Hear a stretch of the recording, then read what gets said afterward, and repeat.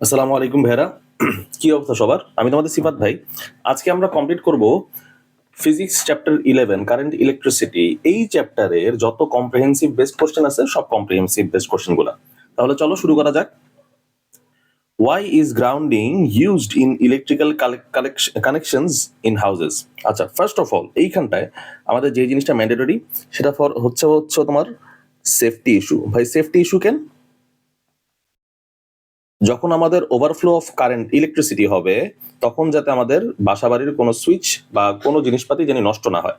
Overflow of electricity, ঠিক আছে। তাহলে চলো দেখি এখানে কি কি লিখছে। To resist electrification in household electric appliance due to excess electric flow, grounding is used. Generally, it is attached at the opening and internal structures. If the appliances are accidentally, then the electricity is directly transferred to the ground. For this, excess flow of electricity get detached after burning the fuse. বুঝতে পারছি?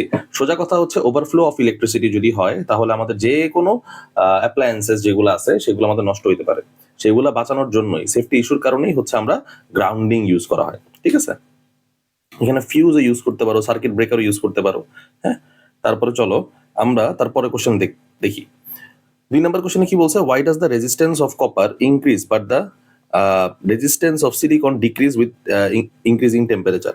আচ্ছা, আমরা যখন temperature increase করব তখন copper আর হচ্ছে আমাদের silicon, এই কপারের হচ্ছে আমাদের রেজিস্ট্যান্স বাড়বে, আর সিলিকনের হচ্ছে আমাদের কমবে। সোজা কথা এটাই। এখন যেটা মেটাল আছে টেম্পারেচার বাড়ার সাথে সাথে তার হচ্ছে রেজিস্ট্যান্স কি হয়? বাড়ে। আচ্ছা, টেম্পারেচার আমি ইনক্রিজ করাইলাম, মেটালস রেজিস্ট্যান্স আর বাড়বে। ঠিক আছে, বাড়বে। কারণ কি ভাই? কারণ বলতো, আমাদের আর এর সূত্র একটা জানি, রো এল ডিভাইডেড বাই এ। ঠিক আছে, আর প্রপোর্শনাল টু এল যদি হয়, আমি টেম্পারেচার যখন রাইজ করব তখন আমাদের লেন্থটাও বাড়বে। আগে লেন্থ যদি থাকতো এরকম, টেম্পারেচার রাইজ করার সাথে সাথে লেন্থটা হয়ে যাবে আমাদের এরকম। বুঝতে পারছি? লেন্থ বাড়তেছে। লেন্থ বাড়ার কারণে হচ্ছে ইলেকট্রিসিটি, যেই পার্টিকেল গুলো আছে, ইলেকট্রন যেগুলো আছে, সেগুলোর যে মাঝখানে ফ্লো হইতেছে সেই ফ্লোটা হচ্ছে রেজিস্ট হইতেছে। কারণ আমাদের লেন্থ আরো বড় হয়ে গেছে, তাই আগে এতটুকু পাথ তোমার কাভার করতে হইতো, এখন পাথ কাভার করতে হয় এতটুকু। অনেক বেশি বেড়ে গেছে না লেন্থটা আমাদের? সেজন্যই হইতেছে আমাদের মেটালস এর রেজিস্ট্যান্স আমাদের ততই বাড়তেছে যত আমাদের টেম্পারেচার বাড়তেছে। আবার এখন আমরা দেখবো হচ্ছে সিলিকনের বেলায় হইতেছে আমাদের টেম্পারেচার রাইজ করবো ঠিকই, কিন্তু আমাদের যে সেমিকন্ডাক্টর গুলো আছে সেই সেমিকন্ডাক্টর গুলা টেম্পারেচার রাইজ করার সাথে সাথে রেজিস্ট্যান্স বাড়ে না, বরং উল্টা কমে। এটা মনে রাখবা, সেমিকন্ডাক্টর। আর এটা হচ্ছে আমাদের কমতেছে, তার মানে এইটুক লিখলাম। এখন এখানে দেখি আমাদের কি কি লিখতেছে। In conductors, when the temperature increases, the number of free electron increases, but this free electrons collide with each other, creating disorder and hinders the flow of electricity. ওই যে বললাম, এইটুক মেনশন করবা। hinders the electricity বলতেছে আমাদের, ঠিক আছে? hinders the electricity মানে hinders মানে বাধাপ্রাপ্ত হওয়া, through collision.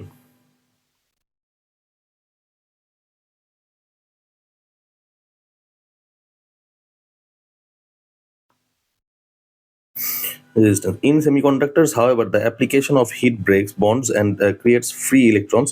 This leads to the creation of holes. To fill those holes, electrons from neighboring bonds move. In this way, the flow of electrons occurs within the atom and overall the electrical conductivity increases, reducing resistance. আচ্ছা, এখানে আরেকটা তোমাদের জিনিস বলছে, সেটা হইতেছে সিলিকনের। মনে করো এটা হচ্ছে সিলিকন, ঠিক আছে? মনে করো সিলিকনের একটা আমি অ্যাটমসফেরিক চেক করতে, মানে অ্যাটমসফেরিক না, অ্যাটমিক চেক করতেছি। আমি যখন এটার মধ্যে হিট দিব, ঠিক আছে, ধরো হোলগুলা এরকম আছে, আমি যখন এটার মধ্যে হিট দিব তখন এই জিনিসটার মধ্যে হোলগুলা এইভাবে থাকবে। তার মানে কি, এই হোলগুলোর মধ্যে দিয়ে ইলেকট্রন যখন ফ্লো হয় তখন আমাদের ফ্লো অফ ইলেকট্রিসিটি বেড়ে যায়। তার মানে আমাদের যখন এখানে হিট দিলাম, হিট দিয়ে আমাদের এই অবস্থা হইলো, হওয়ার পর আমাদের কি করবো এখন? হিট দিয়ে যখন এই অবস্থা হইলো, তারপর আমরা দেখলাম ভাই আমাদের হোলসটা বেড়ে গেছে। হোলস বেড়ে যাওয়া মানে কি, সেই এই হোলসের মাঝখানেই হইতেছে আমাদের ইলেকট্রন গুলা থাকবে, ইলেকট্রন গুলা ফ্লো হবে। যদি ইলেকট্রন গুলা এই হোলের মাঝখান দিয়ে ফ্লো হয় তখন আমাদের কি বলবো, ফ্লো অফ ইলেকট্রিসিটি বেড়ে গেছে। বুঝতে পারতেছি? তার মানে by increasing the temperature the number of holes is being increased for semiconductors, hence the conductivity, conductivity মানে কি, ফ্লো অফ ইলেকট্রনস বেড়ে যাওয়া, conductivity has been increased and the resistance being decreased. চলো তারপরের কোশ্চেনে যাই আমরা। Explain the technique of reducing system losses. আচ্ছা, এইখানটার টেকনিকগুলো কি কি থাকতে পারে?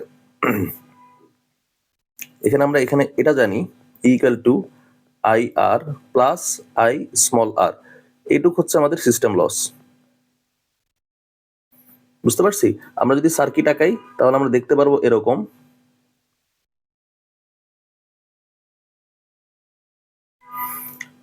এইখানে যে স্মল আর আছে 1 ওহম, এই স্মল আর এর কারণে আমাদের যেই সিস্টেমটা লস হয়, যতটুকু ইলেকট্রিসিটি আমাদের সোজা কথা লস হয়, সেটাই হইতেছে আমাদের system loss. System loss is proportional to the square of the current flow, and if the current of the same power is conducted at high potential and low current, the system loss is relatively less. High potential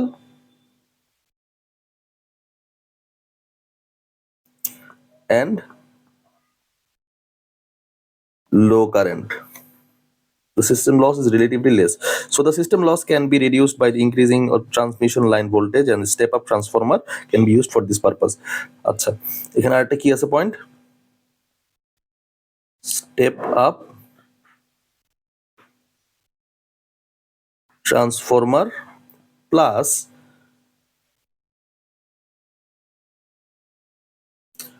line voltage যদি বাড়ায় দাও। এই দুইটা পয়েন্টই হচ্ছে এর answer. চলো তারপরে কোশ্চেনে যাই আমরা। Why does the conductivity of the conductor decrease when temperature increases? আচ্ছা, খুব সোজা ভাষায় যদি আমরা বলি, হিন্ডার্স অফ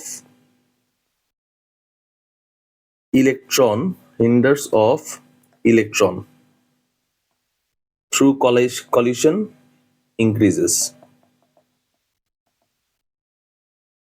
increases, আর আরেকটা দিব আমরা হচ্ছে L ডিভাইডেড বাই A।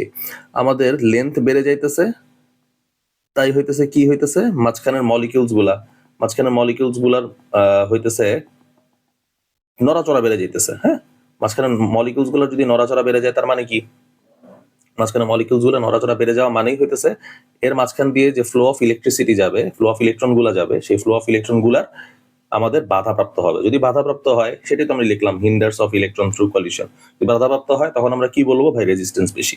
আবারও বলতেছি, আমাদের হচ্ছে টেম্পারেচার বাড়াইছো, লেন্থ বাড়ছে, মলিকিউলস গুলোর মধ্যে কলিশন বাড়ছে, কলিশন বাড়ছে, সেজন্য আমাদের কি হবে, হিন্ডার্স অফ ইলেকট্রনস ফ্লো, এটা হবে, আর কিচ্ছু না।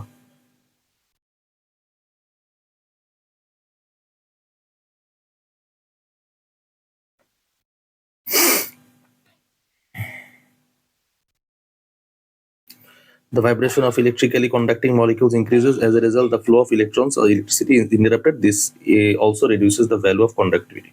আচ্ছা, খালি এই পয়েন্টগুলো লিখলেই হয়ে যাবে, আর বাকিগুলোর দিকে তাকানোর দরকার নাই। ঠিক আছে, 5 নাম্বার আমাদের এখন সলভ করব। What does it mean by specific resistance of copper? এত স্পেসিফিক রেজিস্ট্যান্স, আচ্ছা খুবই ইজি, দেখো তো ভাই। R equal to rho L divided by A। এখানে আর এর ভ্যালু হচ্ছে ওহম, আমার স্পেসিফিক রেজিস্ট্যান্স রো দ্বারা এক্সপ্রেস করা হইতেছে L for metre, A for metre square. তার মানে আমি লিখতে পারি, এটা লিখতে পারি সব ইউনিট গুলা। তার মানে রো ইকুয়াল টু আমাদের কি দাঁড়ায়, ওহম মিটার।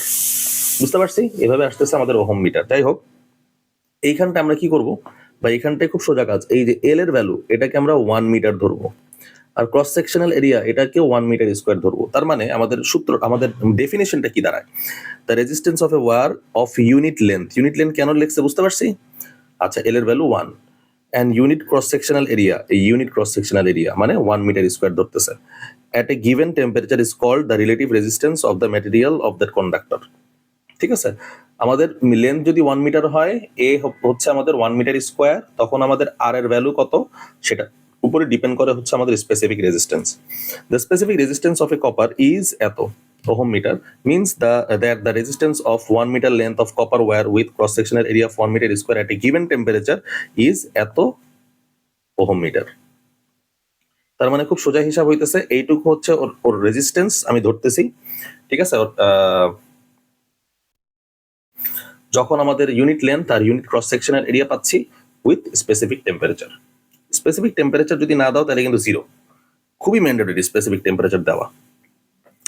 আচ্ছা, তারপর why is the use of filament bulbs decreasing gradually? ভাই এটা বেশি পরিমাণ ইলেকট্রিসিটি কনজিউম করে।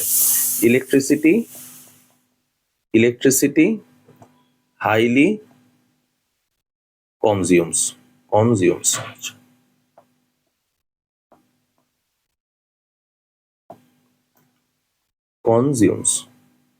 আর কিচ্ছু না, সেজন্য আস্তে আস্তে এর ব্যবহারটা ইউজেসটা কমে যাইতেছে। দ্য ইউজ অফ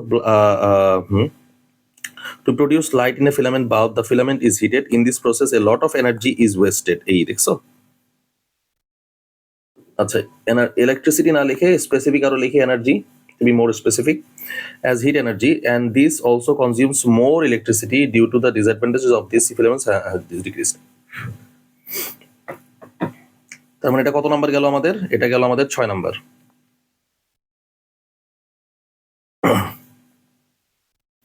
7 নাম্বার কি? why are specific resistance and conductivity are opposite? আচ্ছা চলো দেখি তাহলে এটার आंसर কি হতে পারে। Relative resistance per unit length and cross sectional area gives information about the resistance of the conductor, and conductivity gives information about the rate of current flow of the conductor. মানে conductivity কি নির্দেশ করে? কতটুকু current flow হইতেছে, conductivity VT, amount of current flow. আর হচ্ছে আমাদের resistance কি ইন্ডিকেট করতেছে? আর রেজিস্ট্যান্স দিলাম,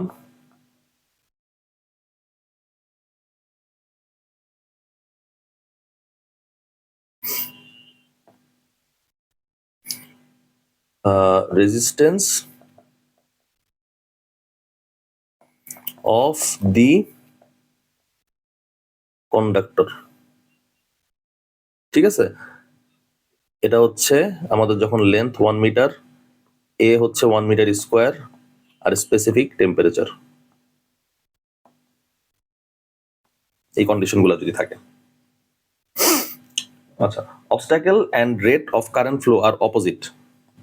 রিলেটিভ রেজিস্ট্যান্স একটা হচ্ছে বাধা দেওয়া, অবস্টাকেল মানে হচ্ছে বাধা দেওয়া, and rate of current flow কতটুকু কারেন্ট ফ্লো হইতেছে। কন্ডাক্টিভিটি মানেই হইতেছে যত বেশি কারেন্ট ফ্লো হবে তার কন্ডাক্টিভিটি তত বেশি, সিগমা দ্বারা এটাকে রিপ্রেজেন্ট করা হয়। আচ্ছা, the resistance of a conductor in unit length, then on the other hand conductivity is the conductance of a conductor per unit length and the cross sectional area. আচ্ছা, relation between them is rho equal to 1 divided by sigma, 1 divided by rho লিখলাম। বুঝতে পারছি? সোজা কথা, conductivity মানে হচ্ছে তার মধ্য দিয়ে কত স্মুথলি ইলেকট্রনগুলো ফ্লো হইতেছে, তার কন্ডাক্টিভিটি তত বেশি। আর রেজিস্ট্যান্স ঠিক তার উল্টা, তার মধ্য দিয়ে যত হার্ডলি ইলেকট্রনগুলো ফ্লো হইতেছে, যত বাধা প্রাপ্ত হইতেছে, যত রেজিস্ট পাইতেছে, সেটাই হচ্ছে তার relative resistance. And 8 number here is write the difference between potential difference and electromotive force. 1 number। আচ্ছা, এটাকে আমরা এই পাশে নিয়ে আসি, তাহলে আমাদের জন্য মনে হয় ইজি হয়, তাই না? হ্যাঁ, got it. আমাদের first of all difference between voltage difference and electromotive force.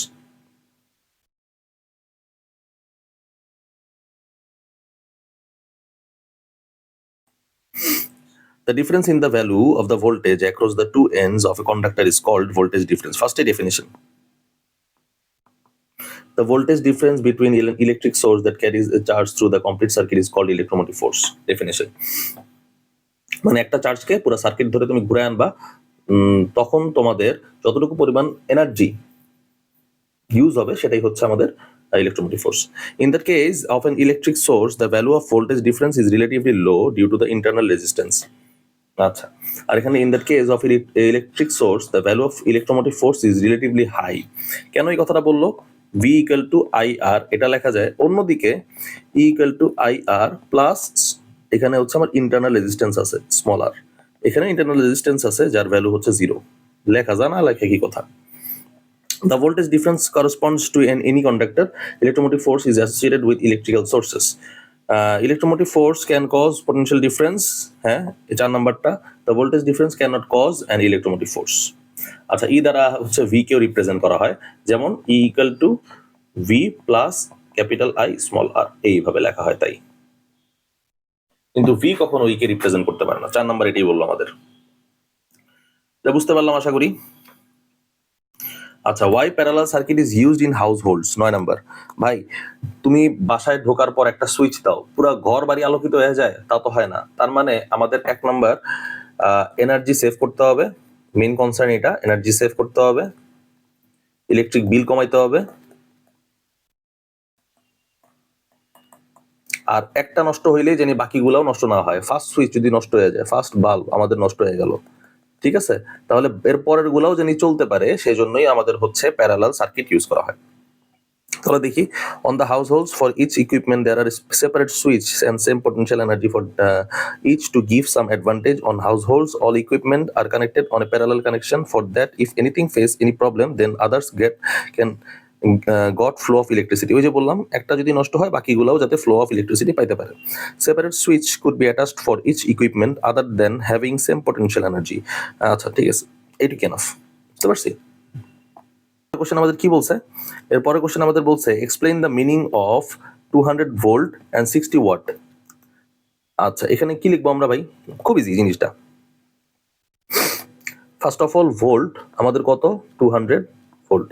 আমাদের পাওয়ার হচ্ছে আমাদের 60 ওয়াট, ঠিক আছে। তার মানে 220 কেন 200 লিখলাম কেন, 220 ভোল্টের সাথে আমরা যদি অ্যাটাচড করি তখন আমাদের পার সেকেন্ডে আমাদের কতটুকু 60 জুল পরিমাণ কাজ সে করতে পারবে। 60 joule work can be worked, বুঝতে পারছি। তার মানে 60 জুল এখানে পার সেকেন্ড এভাবে লেখা যায়, এটাকে 60 ওয়াট লেখা যায়, বুঝতে পারছি। অবশ্যই সেটাকে কানেকশন দিতে হবে 220 ভোল্টের সাথে। তাহলে এখানে স্পেসিফিক রেজিস্ট্যান্স, এখানে হচ্ছে আমাদের রেজিস্ট্যান্স বাইর করছে, তোমরা চাইলে এটা বাইর করতে পারো। ভাই সেটা সূত্রটা কি? চলো দেখি সেটা সূত্রটা কি। P equal to V square divided by R। তার মানে এইখানটায় আমরা বাইর করব R equal to V square divided by P। তার মানে 220 হোল স্কোয়ার, আর P এর ভ্যালু কত? P এর ভ্যালু হচ্ছে 60।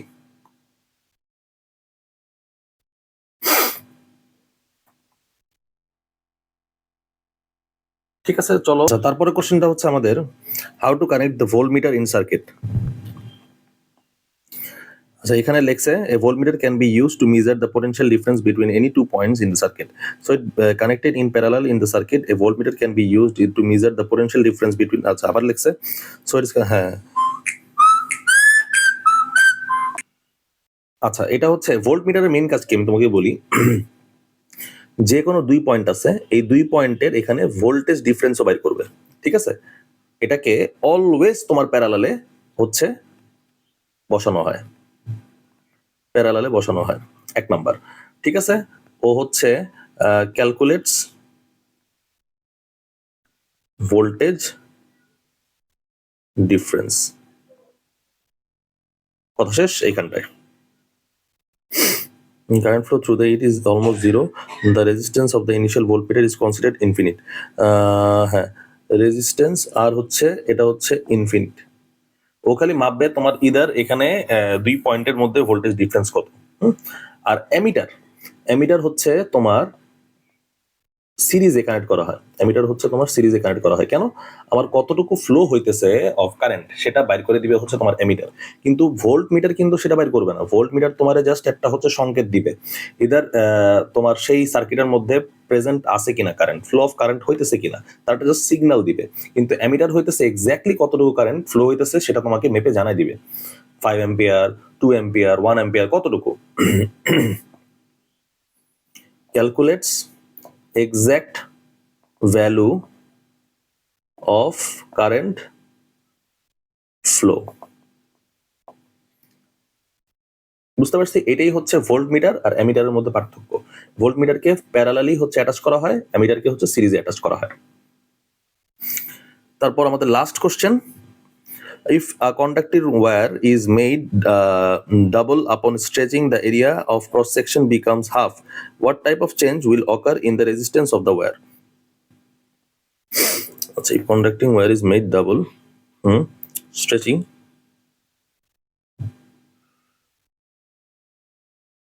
তার মানে এইখানটা আমরা কি করব, একটা আমরা জানি হচ্ছে r equal to rho l divided by a, আর r প্রাইম স্ট্রেচিং করার পর আমাদের কি হইলো, যে রোটা আছে, ম্যাটেরিয়াল তো চেঞ্জ হয় নাই, ম্যাটেরিয়াল যদি না চেঞ্জ হয় রোই থাকবে।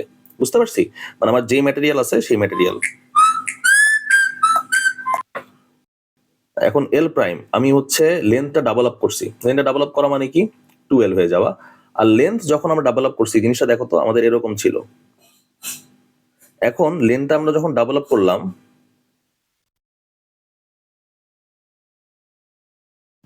তখন আমাদের লেন্থ ডাবল হয়েছে, 2 গুণ ঠিকই হয়েছে, আমাদের এরিয়াও তো হাফ হয়ে গেছে, তাই না? আমাদের এইখানে থিকনেস দেখো আর এইখানটায় থিকনেস দেখো, তাই না?